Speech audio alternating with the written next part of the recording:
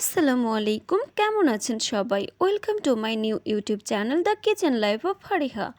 আজকে আমি আপনাদের দেখাবো মসুর ডাল দিয়ে বাঁধাকপি ঘন্ট রেসিপি। তো চলুন দেখে নেই। প্রথমেই আমি একটি বাঁধাকপি নিয়ে নিলাম। আমি এর পুরোটা নিব না, তাই অর্ধেকটা কেটে নিলাম।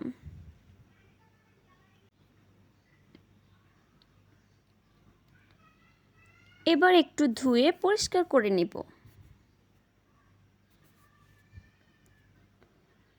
সাথে নিয়ে নিব 1 কাপ পরিমাণ মসুর ডাল।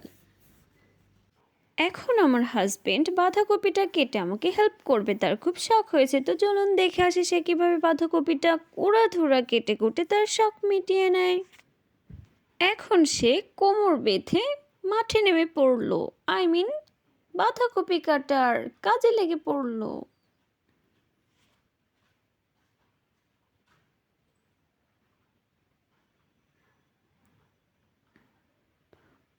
ওয়াও, দেখুন দারুণ হয়েছে। এবার আমি 7টি পেঁয়াজ কেটে নেব। যেহেতু আমি এখানে ছোট পেঁয়াজ ব্যবহার করেছি, তাই 7টি নিয়েছি। আপনারা চাইলে আপনাদের ইচ্ছা মতো পেঁয়াজের পরিমাণ বাড়িয়ে বা কমিয়ে নিতে পারেন।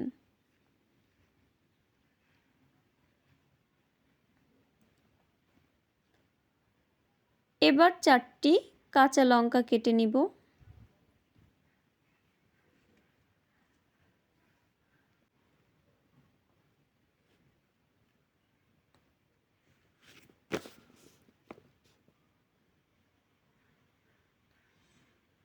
সাথে কিছু রসুন কোয়া কেটে নিব।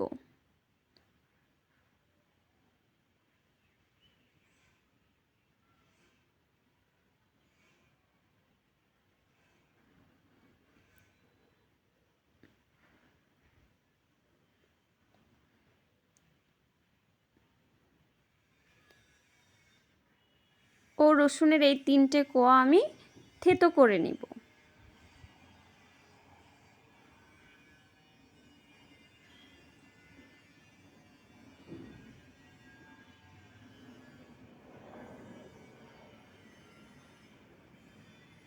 এখন চুলায় একটি পাতিল বসিয়ে নিলাম ও এর মধ্যে দিয়ে দিব কেটে রাখা বাঁধাকপিগুলো।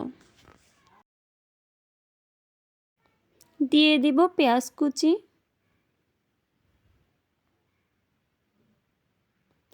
রসুন কুচি,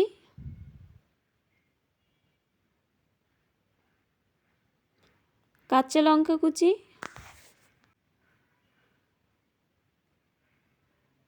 মশলা, 2টো তেজপাতা,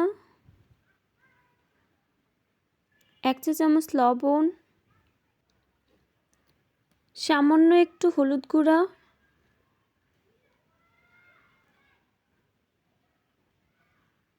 এরপর দিয়ে দিব মসুর ডাল। আমি এখানে 2 মুঠো বা 1 কাপ মসুর ডাল ইউজ করেছি।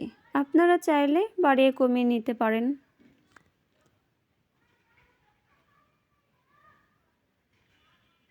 এখন এগুলো আমি সবটা নেড়ে মিক্স করে নিব, যেন সব মশলাগুলো একসঙ্গে মিক্স হয়ে যায়। এখন আমি এর মধ্যে 3 কাপ পরিমাণ পানি দিয়ে দিব।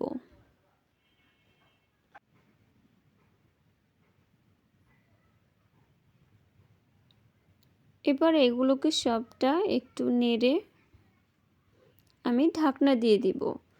এভাবে আমি প্রায় 20 মিনিটের মতো রান্না করে নিব। ফিরে এলাম 20 মিনিট পর। তো আমি এখন ঢাকনাটা তুলে নিব।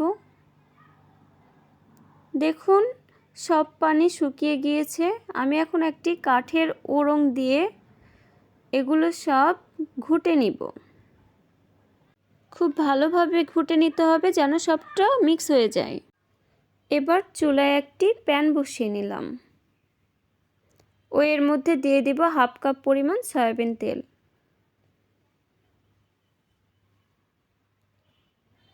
দিয়ে দিব থেতো করে রাখা রসুনগুলো।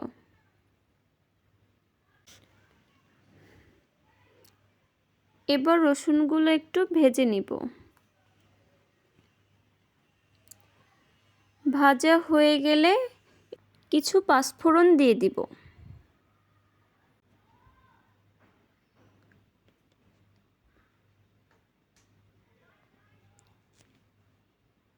এখন দিয়ে দিব বাঁধাকপির ঘন্টগুলো। 2 মিনিটের মতো আরেকটু নেড়ে নিব ও আমি চুলা থেকে নামিয়ে সার্ভ করে নিব।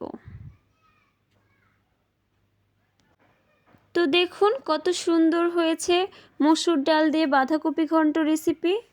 তো আমার রেসিপিটি যদি ভালো লেগে থাকে একটি লাইক, কমেন্ট ও শেয়ার করে দিবেন ও আমার চ্যানেলটি সাবস্ক্রাইব করে দিবেন। আজকের মতো এই পর্যন্তই।